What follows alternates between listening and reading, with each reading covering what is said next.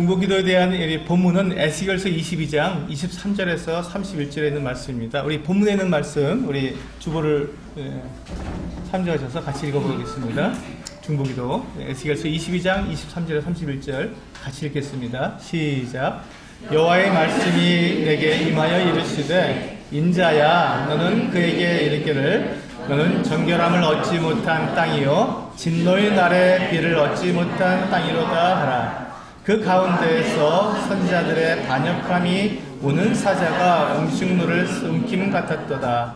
그들이 사람의 영혼을 삼켰으며 재산과 보물을 탈취하며 과부를 그 가운데에 많게 하였으며 그 제사장들은 내 율법을 범하였으며 나의 성물을 더럽혔으며 거룩함과 속된 것을 구별하지 아니하였으며 부정함과 정한 것을 사람이 구별하게 하지 아니하였으며 그의 눈을 가리어 나의 안식일을 보지 아니하였으므로 내가 그들 가운데에서 더럽힘을 받았느니라.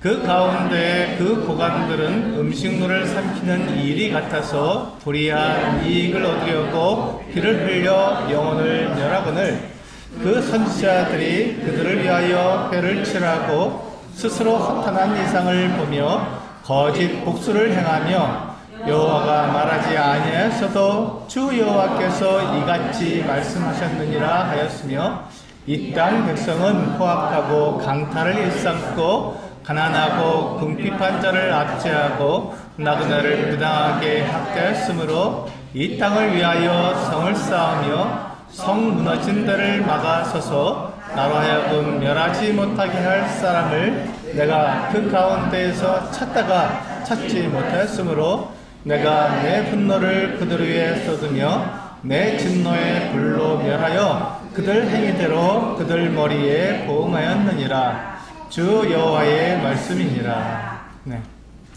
감사합니다.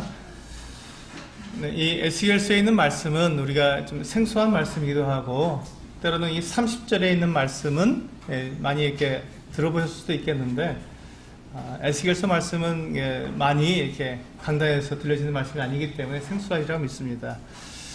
이 에스겔서 이 말씀을 통해서 우리는 이 중보기도가 왜 필요한가, 중보기도가 왜 필요한가, 그리고 누가 하는가 하는 것들에 대해서 배울 수가 있습니다. 그래서 이 중보기도를 제가 말씀을 드릴 때 우리가 대표적인 중보기도에 대해서 이제 제가 나중에 이제 쭉 결론적으로 말씀을 드리고 중보기도가 무엇인지에 대해서는 결론적으로 말씀드리고요. 중보기도의 대표적인 예가 있습니다. 잘 알고 계시는데 창세기 18장에 보면 아브라함이 소돔성을 위해서, 특히 소돔에 살고 있는 롯의 가족을 살리기 위해서 하나님께 이렇게 기도하고 있는, 중보하고 있는 것 같은 내용이 나옵니다. 한번 창세기 18장을 열어서 같이 한번 살펴보도록 하겠습니다. 창세기 18장 23절입니다.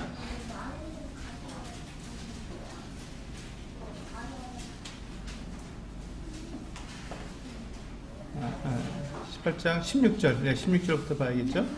창세기 18장 16절. 창세기 18장 16절입니다. 네, 그 사람들이 거기서 일어나서 소돔으로 향하고 아브라함은 그들을 전송하러 함께 나가니라. 17절. 여호와께서 이르시되 내가 하려는 것을 아브라함에게 숨기겠느냐 하고 말씀하십니다. 네, 이 사건이 어떤 사건이냐면요, 이제 소돔과 고모라가 그 죄악이 너무 커서 하나님께서 이제 그 소돔과 고모라를 심판하시기 전에 하나님은 공의로우시기 때문에 하나님께서 그들을 그 모습을 직접 확인하시고, 그래서 그들의 그 같은 모습에 대해서 하나님께서 정확하게 심판하시기 위해서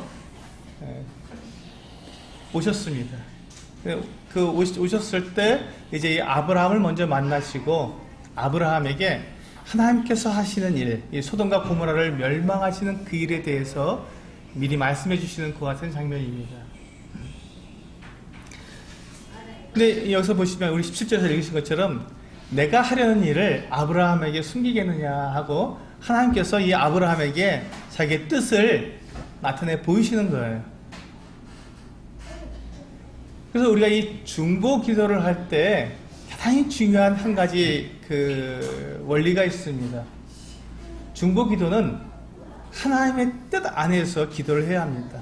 하나님의 뜻 안에서 하나님의 뜻을 알고 하나님의 계획을 알고 그 계획에 대해서 하나님 앞에 기도할 때 그것을 중보 기도라고 합니다. 하나님의 뜻과 상관없이 내가 원하는 것을 그대로 그냥 기도하는 것은 중보 기도라고 하지 않습니다. 왜냐하면 이 중보라는 말에 그 의미가 있기 때문에 그렇습니다. 중보라는 말이 무엇이죠? 중보. 중보자라고 말을 하는데 중보가 뭡니까? 예, 뭐 우리 잘 알고 있지 가운데 중자. 예, 그래서 가운데 끼는 것을 말합니다. 하나님과 사람 사이의 중간에 껴서 하나님께 이 사람을 대신해서 기도하는 것, 이 사람을 위해서 기도하는 것을 말합니다. 그런데 우리가 하나님과 사람 사이의 중간에 끼어서 기도를 하는데 이것이 왜 필요하냐면요. 제가 이제 하나님의 뜻을 분명히 알아야 된다고 말씀드렸지 않았습니까? 이게 왜 필요하냐면, 이것을 예를 들면, 우리 이제 이 중보자에 대해서 가장 우리가 이해하기 쉬운 그 사람이 누구냐면, 부동산 중개인입니다. 부동산 중개인. 여러분, 부동산 중개인 하면 금방 떠오르시죠? 자, 부동산 중개인이 어떤 일을 합니까? 예. 그 건물을 팔려는 사람과 건물을 사려는 사람 중간에 끼어서 두 사람 사이에 서로의 그 요구하는 바를 서로 이렇게 조절해 맞춰주지 않습니까? 그래서 팔려는 사람은 더 많이 받으려고 하고, 예, 사려는 사람은 덜 주려고 하는데 그것을 서로 입장차를 이야기하고 서로 중재를 해서 이렇게 합당하게 서로가 윈윈하는 계획을 할 수 있도록 도와주는 사람을 중개인이라고 합니다. 중보자도 똑같습니다. 이 하나님의 계획과 사람의 이 필요가 있습니다. 하나님의 계획과 사람의 필요 사이에 사람이 들어가서 하나님의 계획 가운데에서 이 사람을 위해서 기도하는 것.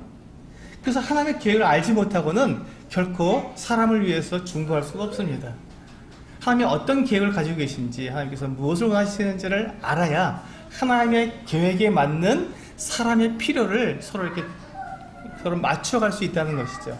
중보자는 바로 그와 같은 일을 합니다.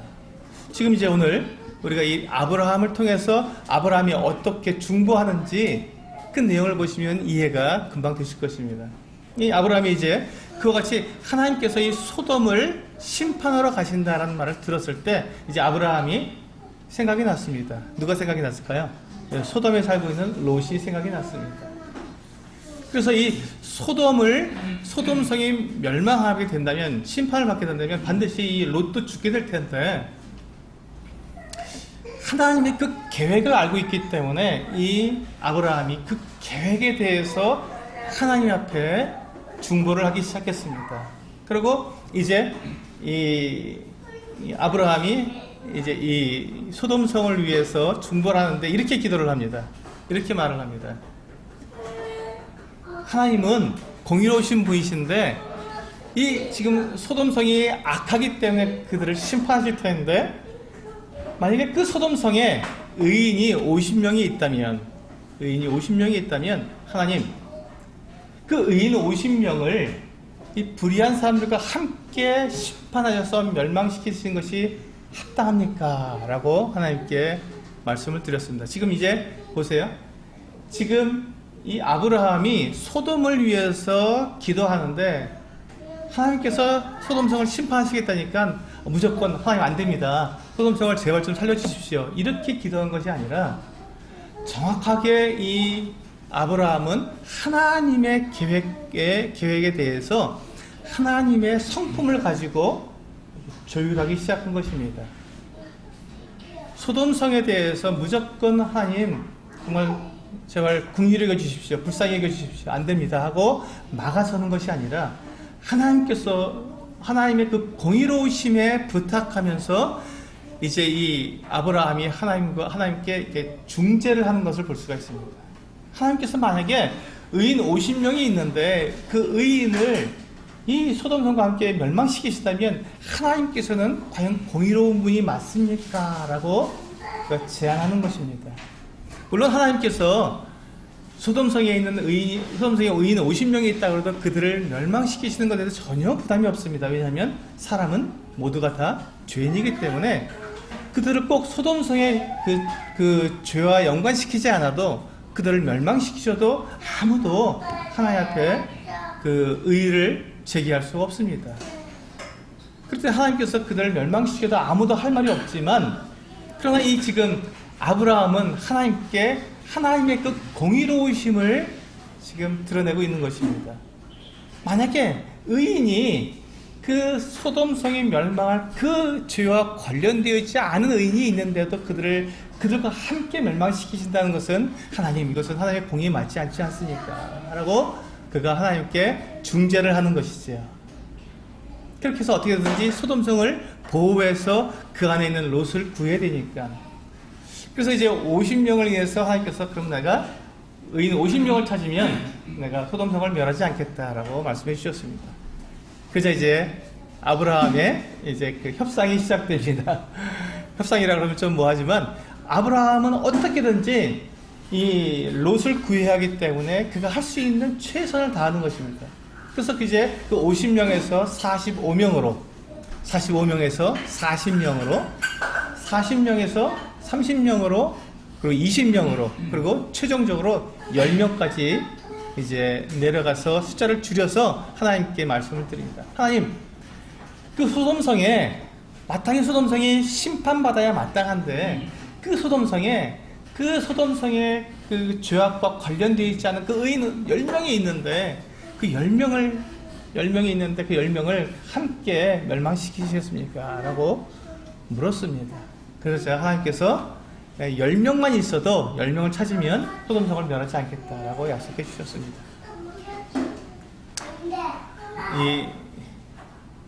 이 아브라함은 하나님께 이 10명을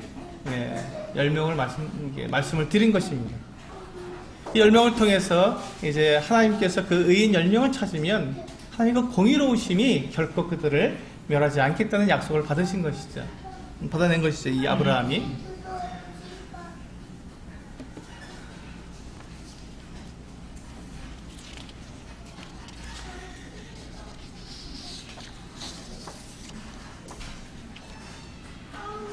네, 이제 이 아브라함이 그 하나님께 기도할 때 지금 아브라함의 마음 가운데 하나님의 공의로우심을 이렇게 말씀드리는 그 방법이 어떤 그 원리를 사용했냐면 소돔성이 멸망받지 않아도 될 만큼 그런 가능성이 있다. 소돔성을 잘 다뤄주면, 소돔 사람들을 용서해주면 그들이 아마 다시금 회개하고 그들이 돌아올 것이다 라는 그것을 내세우고 이 아브라함이 소돔성을 구해달라고 그렇게 중보한 것이 아닙니다. 아브라함은 소돔 사람들이 정말로 악한 것을 알고 있었습니다. 그도 그 소돔 바로 주위에 살았기 때문에 소돔 사람들이 얼마나 악한지 분명히 알고 있었습니다. 그런데 이 아브라함이 하나님께 구한 것은 소돔 사람들의 가능성 때문이 아니라 그 안에 있는 의인 10명 때문이었습니다. 그런데 의인이 있다면 하나님 그 의인들을 인해서 그들을 멸망해서 구해주십시오라고 요청한 것입니다. 그런데 하나님은 소돔성에서 10명을 찾으셨습니까? 찾지 못했습니다. 10명을 찾지 못했습니다. 아브라함은 10명은 있을 거라고 생각하고 10명까지 이야기했지만 하나님은 소돔성에서 10명을 찾지 못하셨습니다. 단 한 사람, 롯, 한 사람밖에 찾지 못하셨죠. 그래서 하나님께서는 그 한 사람 롯을 멸망시키지 않으시기 위해서 이 아브라함과 그 나눈 이야기가 있기 때문에 하나님께서 롯을 이제 구원하셔서 롯과 그의 가족들을 그 심판으로부터 건져내 주셨습니다. 피신시키신 것. 그리고는 하나님의 공의대로 이 소돔을 심판하셨습니다. 우리가 여기서 이제 알아야 될 것은 하나님의 마음을 알아야 하는데요. 이 하나님의 마음은 어떤 것이냐면 우리가 중보 기도를 할 때 하나님께서는 단 한 사람을 찾으신다는 것입니다. 단 한 사람. 지금 아브라함은 10사람에 대해서 이 말씀을 드렸지만 사실 하나님께서는요 10사람이 아니라 단 한 사람만 있어도 멸망시키지 않으시는 분이십니다. 의인 단 한 사람 찾으시는 분이시라는 것입니다. 그래서 우리는 중보가 필요합니다. 단 한 사람만 있어도 하나님께서는 그를 인해서 하나님께서 그 심판을 멈추실 수 있기 때문에 그렇습니다. 단 한 사람 때문에. 우리는 때때로 내가 하나님 앞에 기도하는데, 우리의 나라를 위해서도 기도를 하고, 또 세계 그 선교를 위해서도 기도하고, 근데 나 한 사람이 기도하는데, 나 한 사람 기도하는 것이 무슨 힘이 있겠느냐라고 생각할 때가 참 많습니다. 내가 기도하는구나, 내가 기도하지 않거나, 뭐 그게 큰 문제가 되겠느냐. 하나님께서 하실 텐데, 알아서 하실 텐데, 라는 생각을 갖게 되는데, 그렇지가 않다는 것입니다. 하나님께서는 중보하는 사람, 단 한 사람, 의인, 단 한 사람을 찾으신다는 것입니다. 그게 이제 우리가 방금 읽은 에스겔서 본문, 에스겔서 22장에 나오는 말씀입니다. 우리가 에스겔서 22장을 읽었으니까 제가 바로 말씀을 드리겠습니다. 에스겔서 이 상황은 어떤 상황이냐면, 지금 이스라엘 나라의 지도자들, 특히 선지자와 제사장과 높은 지위에 있는 사람들이 타락을 했습니다. 그들이 가지고 있는 지위와 권세를 가지고 백성들을 험하겠다는 것이죠. 그들을 핍박하고 압제했습니다. 그들에게서 있는 것들을 빼앗았습니다. 그래서 보면 어떤 일들이 있습니까?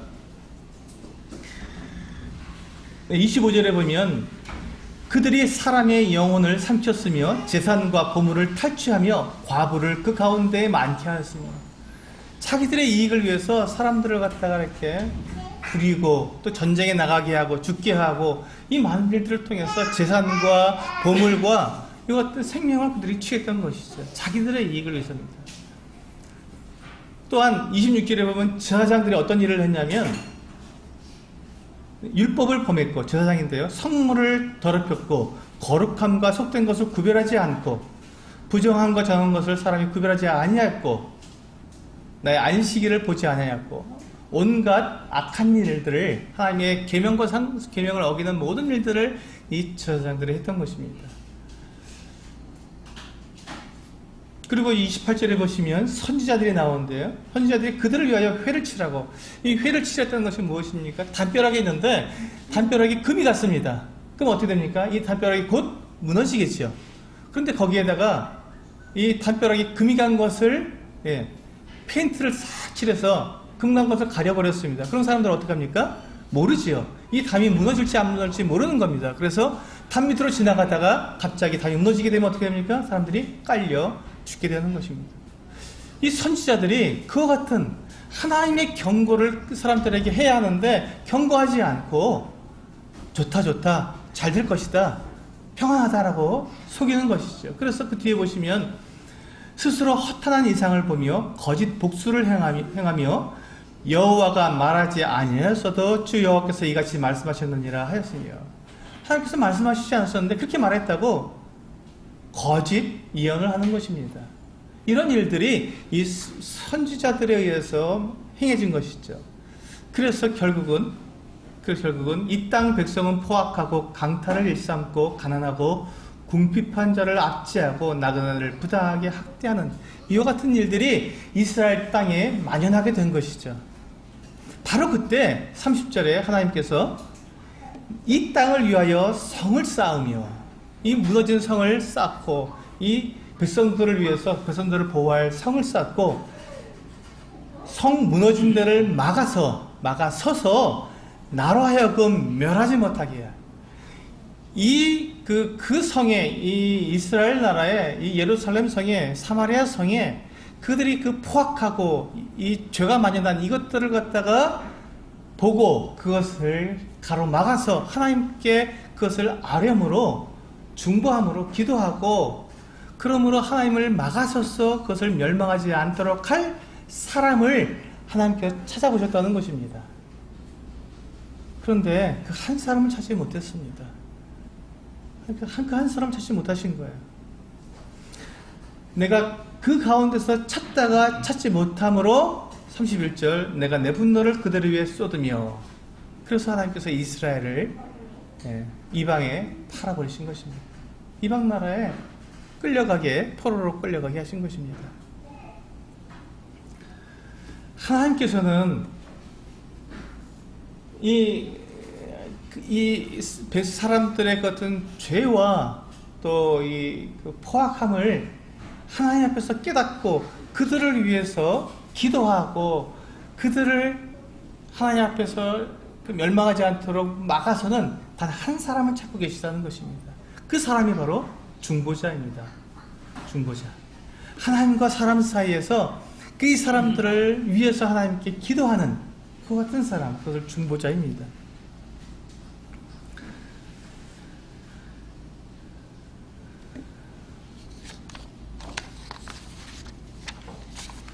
이렇게 하나님의 뜻을 알고 하나님의 성품을 알고 또한 이 백성들의 죄악을 알고 그들의 죄를 회개하며 자백하며 하나님의 그 자비와 긍휼을 구하는 사람이 중보자이며 중보기도자입니다. 제가 지금 이 중보자를 계속 말씀드리고 있죠. 이유가 있습니다. 중보자는요, 중보기도를 하는 사람은 그가 중보자여야 합니다.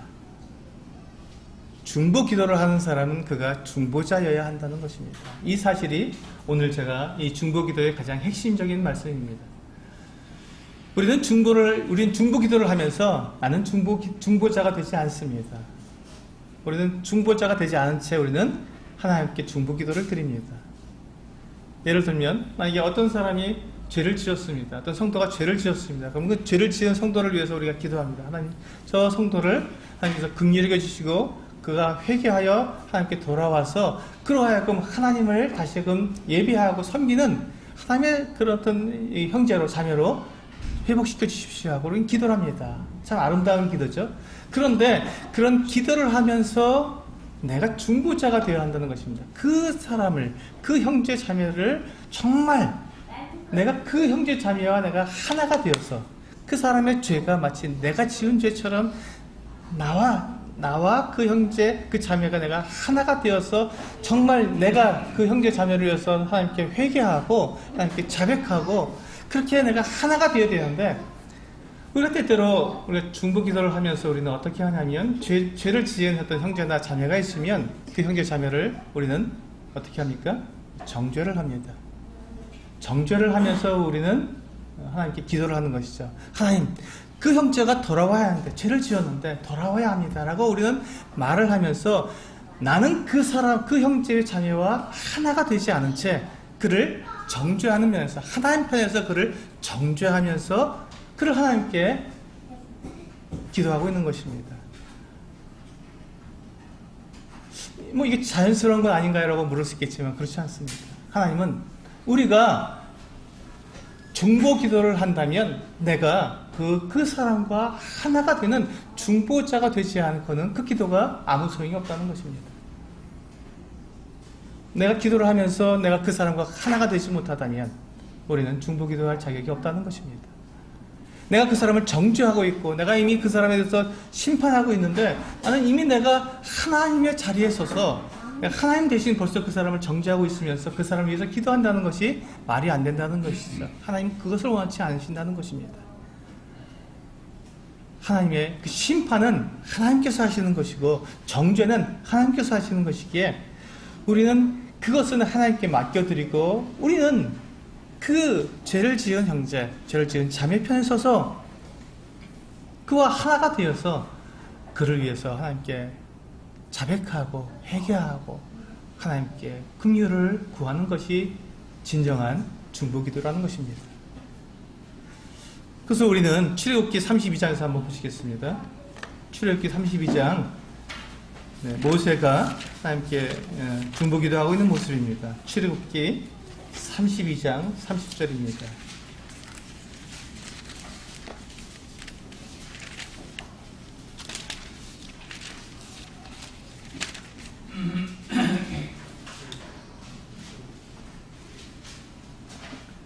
출애굽기 32장 30절. 네. 출애굽기 32장 30절로 35절까지 같이 읽겠습니다. 한 목소리 읽겠습니다. 시작.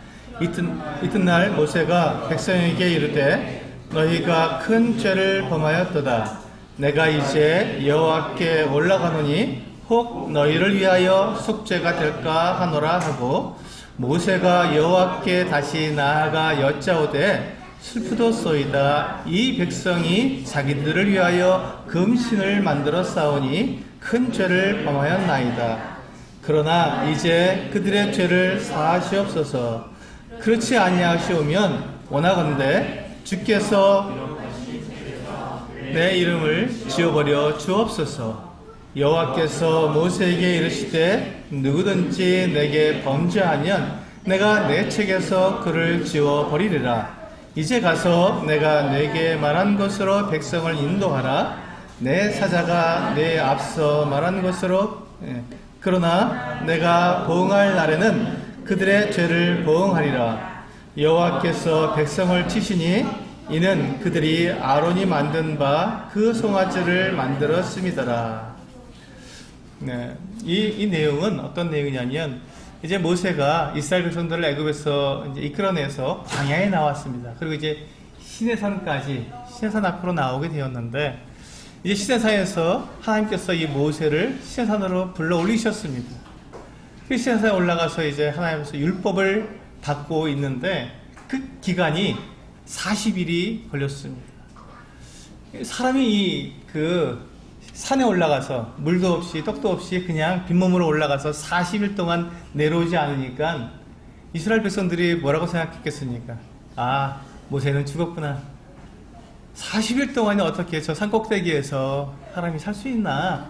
이렇게 오랫동안 안 내려오니까 모세는 죽었다. 이렇게 생각을 했습니다. 그리고는 이 사람들이 아론에게로 달려가서 아론에게 이제 모세는 이제 저 산에 올라가서 아직 이렇게 오랫동안 내려오지 않으니 어떻게 되는지 모르겠다. 그러니 이제 우리를 인도할 신을 만들어 달라고 아론에게 사람들이 주장을 하게 되었습니다. 그러자 이 아론이 백성들에게 너희가 이 금 귀고리를 다 빼서 내게 갖고 와라. 그러니까 사람들이 금 귀고리를 빼다가 아론에게 갖다 주었습니다. 그래서 아론이 그것을 가지고 녹여서 금송아지를 만든 것이죠. 그리고는 사람들이 그 금송아지를 향해서 이 금송아지가 바로 우리를 애굽에서 건져낸 여호와다라고 말하면서 그 앞에서 먹고 마시고 뛰놀았습니다. 우상을 섬기게 된 것이죠.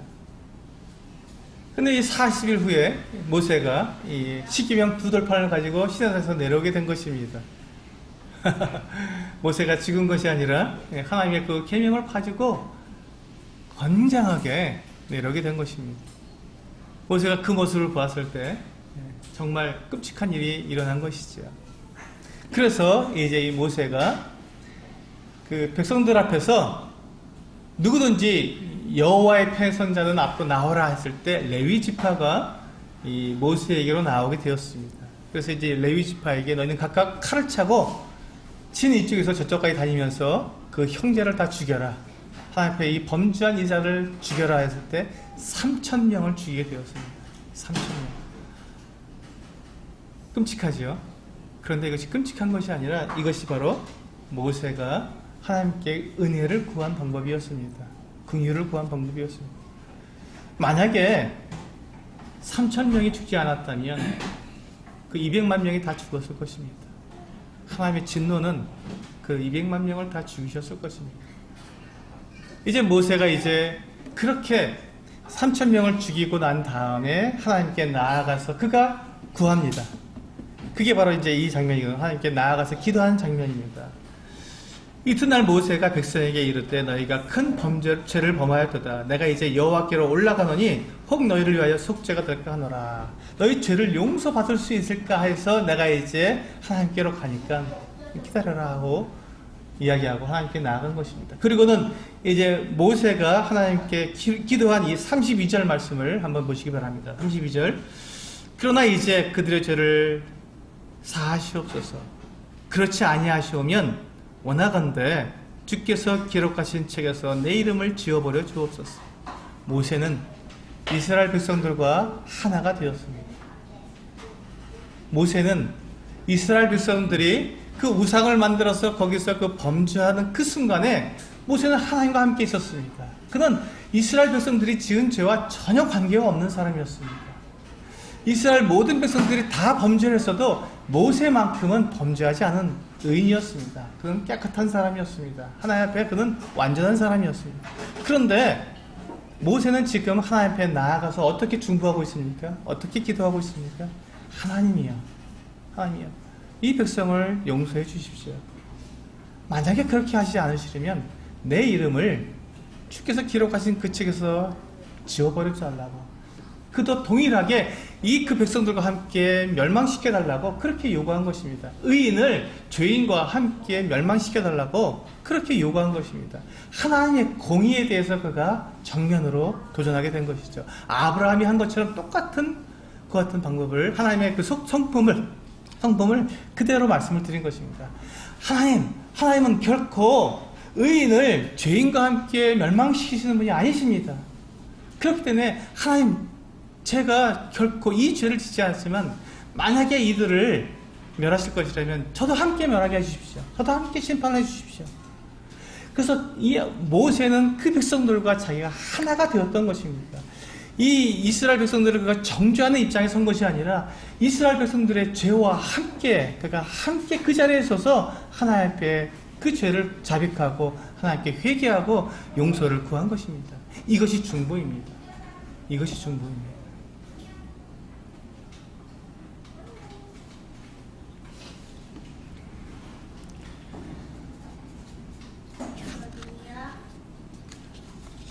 이 중보자는 이와 같이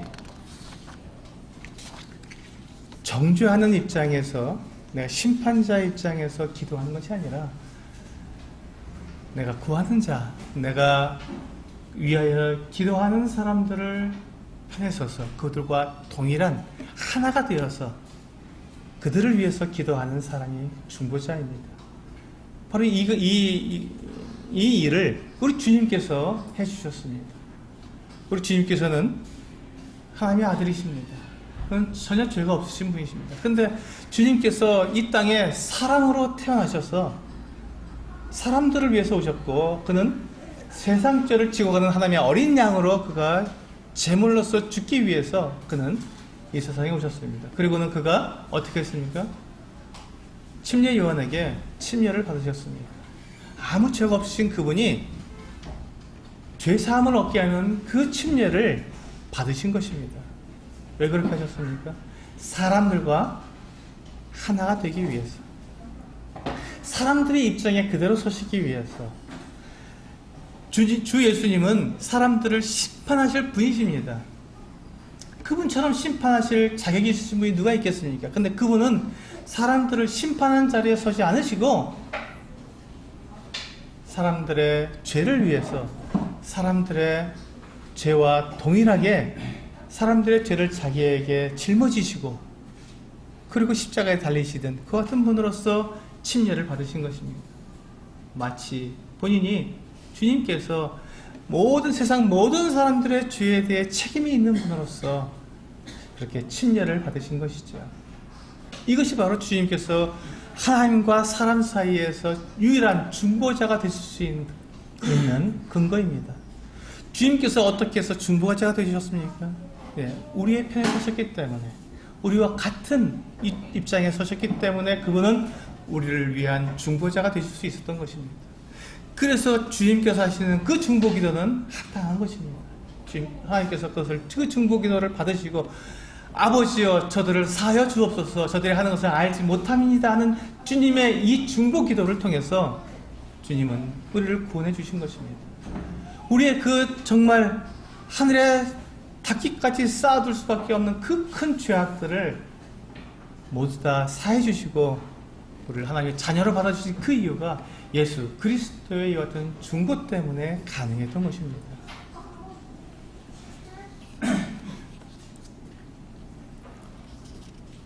우리 디모데전서 2장 말씀을 보시겠습니다.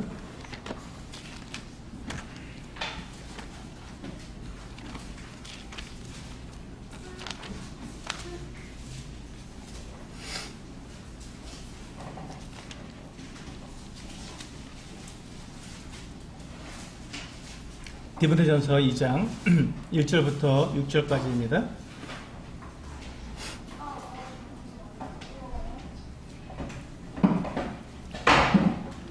네, 같이 읽겠습니다. 디모데전서 2장 1절에서 6절 같이 읽겠습니다. 시작. 그러므로 내가 첫째로 권하노니 모든 사람을 위하여 간구와 기도와 도고와 감사를 하되 임금들과 높은 지위에 있는 모든 사람을 위하여 하라. 이는 우리가 모든 경건과 단정함으로 고요하고 평안한 생활을 하려 함이라. 이것이 우리 구주 하나님 앞에 선하고 받으실 만한 것이니 하나님은 모든 사람이 구원을 받으며 진리를 아는 데 이르기를 원하시느니라. 하나님은 한 분이시요 또 하나님과 사람 사이의 중보자도 한 분이시니 곧 사람이신 그리스도 예수라. 그가 모든 사람을 위하여 자기를 대속물로 주셨으니 기약이 이르러 주신 증거니라. 네. 우리 이 말씀을 보면 주님께서 어떻게 우리를 위해서 중보자가 되셨는지 분명히 알 수 있습니다. 그리고 우리가 무엇을 위해서, 우리가 누구를 위해서 중보자가 되어야 하는지도 이 말씀을 통해서 알 수 있습니다. 여기 보시면 내가 첫째로 권하노니 모든 사람을 위하여 간구와 기도와 도고와 감사를 하라고 되어 있습니다. 우리 모든 사람을 위해서 우리는 중보 기도자가 되어야 합니다. 그런데 특별히 2절에 보시면 임금들과 높은 지위에 있는 모든 사람을 위해서 하라고 말씀하고 있습니다. 여기에서 우리가 굉장히 중요한 건 한 가지, 잊지 말아야 할 한 가지가 있습니다. 우리는 이 나라를 위해서, 이 나라 위정자들을 위해서 기도해야 합니다. 그들을 위해서 기도해야 합니다. 그들을 위해서 우리는 중보 기도를 해야 합니다. 우리는 중보 기도를 한다면 우리는 무엇이 되어야 한다고요? 중보자가 되어야 합니다. 그들과 내가 하나가 되어야 한다는 것입니다. 그들이 하고 있는 악한 일과 범죄와 더러운 일을 마치 내가 한 것처럼 내가 아파하고 내가 괴로워하고 내가 하나님께 자백함으로써 그들을 위해서 기도해야 한다는 것입니다. 이 세상에 있는 위정자들은 대부분 다 자기를 위해서 정치를 합니다. 거짓말도 하고요, 속이기도 하고요, 또 사람들에게서 많은 것들을 이렇게 갈취하기도 합니다. 아무도 모르게 법 안에서 그렇게 하지요. 그래서 법을 그렇게 자기들에게 유리하게 만드는 것이니까요. 그런데 그런 사람들을, 그런 위정자들, 그렇게 타락하고 하나님 앞에 정말 악한 위정자들을 위해서 우리가 기도해야 한다는 것입니다. 왜요? 왜 기도해야 할까요? 우리가 그렇게 기도할 때 어떤 일이 있다고 말씀하고 있습니까? 2절에 보시면 우리가 모든 경건과 단정함으로 고요하고 평안한 생활을 하려 합니다. 우리가 고요하고 평안하게 생활하기 위해서 그렇습니다. 근데 이 고요하고 평안하게 사는 것이 왜 우리에게 필요할까요? 왜 이것이 필요할까요? 그것이 바로 그 다음에 나와 있죠. 4절에 나와 있습니다. 하나님은 모든 사람이 구원을 받으며 진리를 아는 데 이르기를 원하시기 때문에 그렇습니다. 만약에 지금 우리나라에 전쟁이 있고 우리나라의 경제적으로 우리나라가 베네수엘라처럼 이렇게 파탄이 되어버렸다면 우리가 복음을 전할 수 있겠습니까? 복음을 못 전합니다. 아무리 우리가 좀 열정을 가지고 사람들에게 복음을 전해도 사람들은 복음을 듣지 않습니다. 당장 먹고 사는 것이 필요하기 때문에 복음을 듣지 않습니다. 전쟁의 위협이 있는데 누가 복음을 듣겠습니까? 당장 어떻게 살 건지 궁리하고 있지요. 불안해하지요. 두려워 떱니다. 물론 그 가운데서 몇몇 사람들이 구원받을 수는 있습니다. 그러나 많은 사람, 주님께서 원하시는 것은 모든 사람이 구원을 받으며 진리를 아는 데 이르기를 원하시기 때문에 고요하고 단정한 가운데, 평안한 가운데 생활할 수 있도록, 그래서 그 사람들이 우리가 복음을 전할 때 자기의 생명을 돌아보고 자기 장래를 생각하고 죽음과 심판을 생각하면서 주님께 나아올 수 있는 그 같은 기회를 마련하기 위해서 우리는 위정자들을 위해서 기도하라는 것입니다. 그들이 악하고 그들이 정말 죄와 더러움에 가득 차 있다는 것 주님께서 모르시는 것이 아닙니다. 그럼에도 불구하고 우리는 그들을 위해서 기도하라고 말씀하십니다. 왜? 그래야 우리가 복음을 전할 수 있고 모든 사람이 구원받는데 그런 기회를 가질 수 있기 때문에 그렇습니다. 우리가 바로 그것 때문에 우리는 위정자들을 위해서 기도하는 것입니다. 그것 때문에 우리는 위정자들의 어떤 죄와 그 같은 잘못들을 마치 내가 한 것처럼 나에게로 뒤집어 씌우고 그것을 가지고 하나님께 나아가서 울고 부르짖으며 기도할 수밖에 없습니다. 그들을 용서해 주시고 그들이 올바르게 이 나라를 다스릴 수 있도록 지혜와 명철을 주시도록 기도할 수밖에 없다는 것입니다. 그래야 우리가 복음을 전할 수 있는 길이 열리기 때문에 그렇습니다.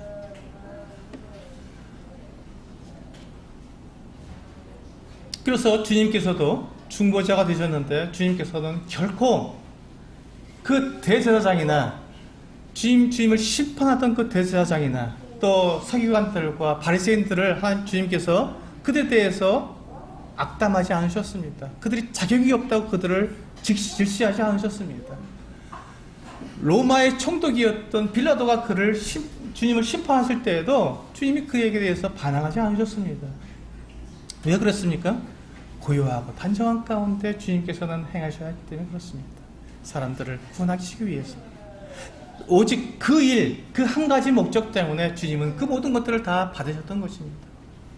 때때로 우리 그리스도들 가운데서도 사회가 이렇게 어지럽고 힘들 때는 나가서 데모를 해야 한다고 말하는 분들도 있습니다. 성경은 그렇게 말하지 않습니다. 성경은 이 나라의 그 어지러움과 불법과 불의를 보게 된다면 그것을 가지고 데모하라고 하시지 않고 기도하라고 말씀하십니다. 중보 기도하라고 말씀하십니다. 이 나라의 그 어지러움을 마치 나의 죄인 것처럼 하나님께 고백하고 회개하고 내가 먼저 무릎 꿇고 하나님께 그렇게 기도하라고 주님께서는 말씀하시고 그것이 중보 기도입니다. 이것이 중보 기도자의 모습입니다. 그리고 그것이 우리 그리스도인들이 해야 할 모습인 것입니다.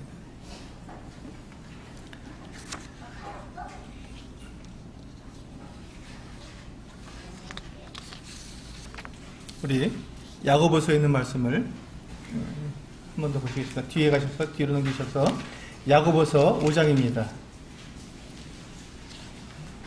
야고보서 5장 13절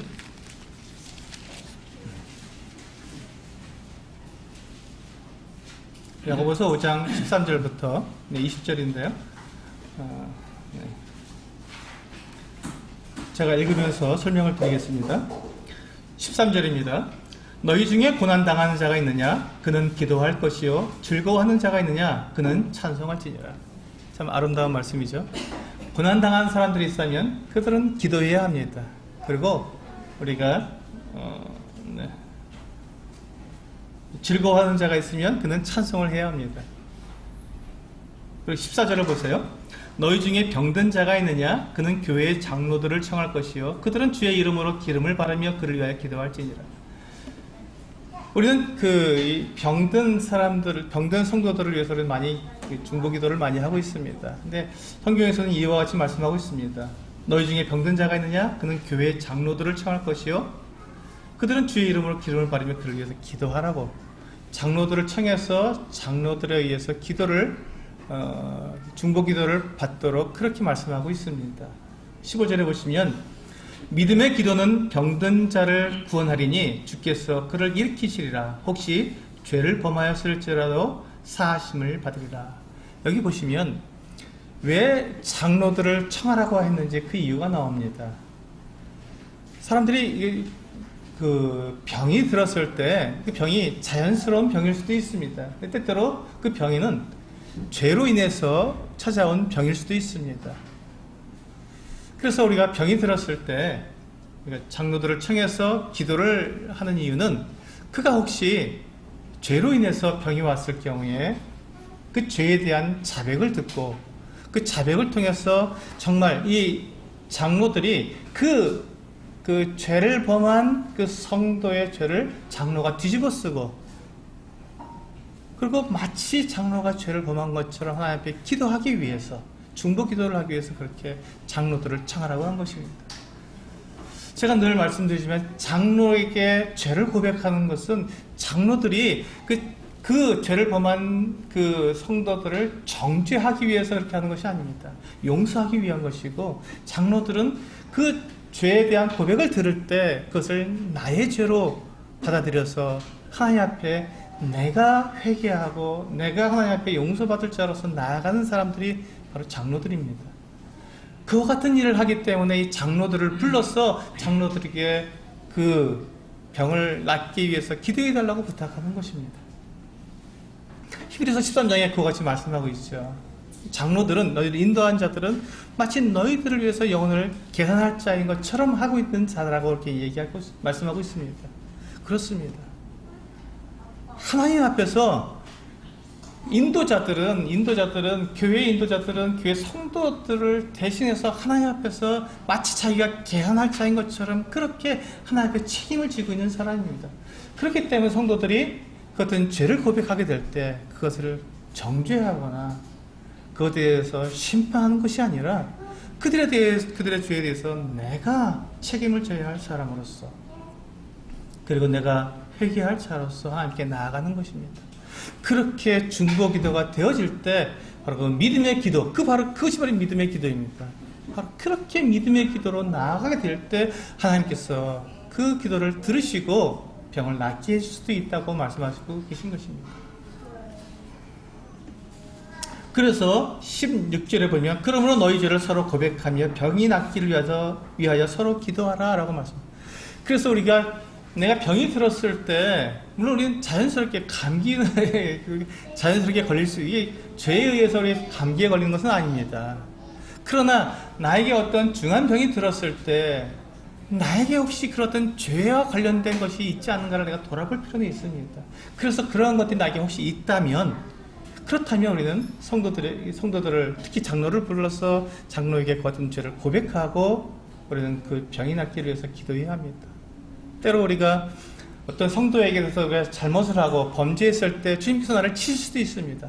그렇다면 그 성도에 가서 죄를 고백하고 용서받고 서로를 위해서 용서하고 또 그렇게 용서받는 기도를 통해서 회복되어야 한다는 것입니다.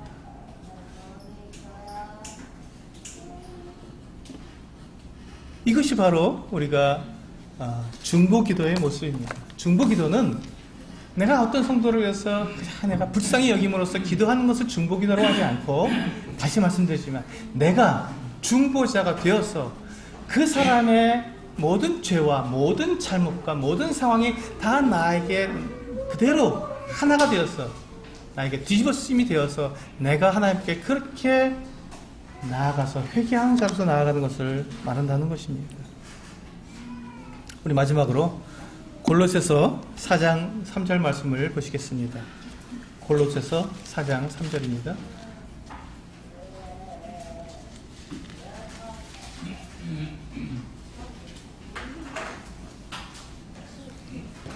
네, 같이 읽겠습니다. 골로새서 4장 3절 시작.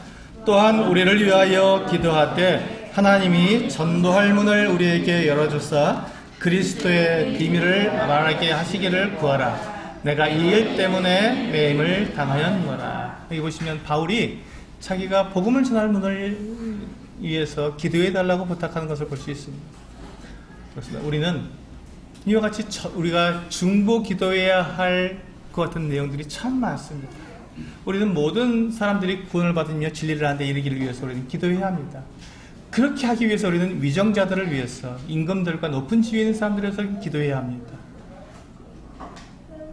뿐만 아니라 우리는 내 옆에 있는 성도들을 위해서 기도하되 그들의 죄와 잘못과 허물을 내가 보았을 때 마치 내가 그 같은 것을 내가 범한 것처럼 내가 가지고 내가 하나님께 나아가서 중보기도해야 하는 그런 일을 해야 합니다.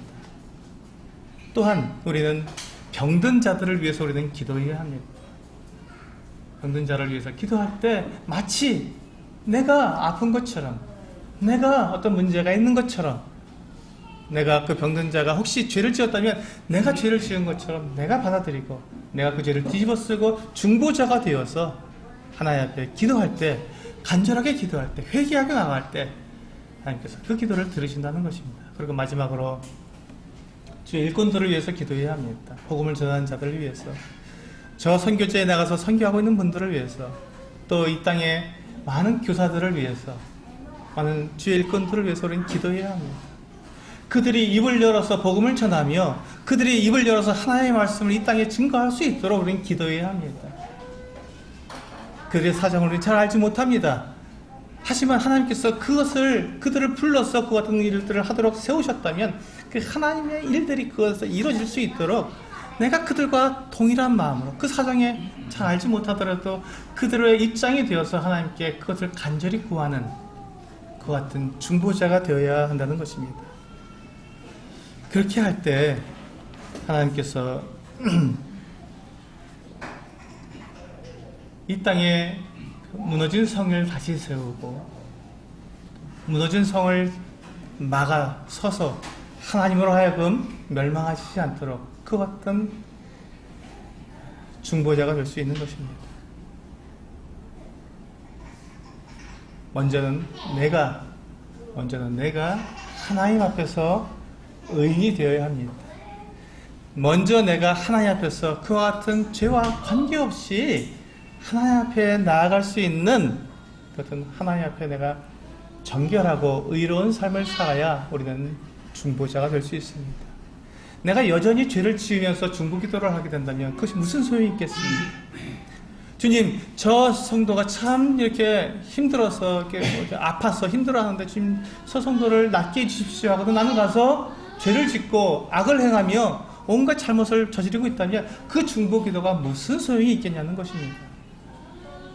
그렇지 않습니다. 우리는 다른 사람들을, 다른 성도들을 위해서, 이 나라를 위해서 기도할 때 우리는 주님 앞에서 내가 마땅히 취해야 할 나의 삶을 먼저 살아가고 그런 가운데 내가 주님 앞에 먼저 회개하고 먼저 주님 앞에 내가 엎드릴 때 우리는 합당한 중보 기도를 할 수 있다고 말씀을 드리겠습니다. 네, 기도하시고 하시겠습니다.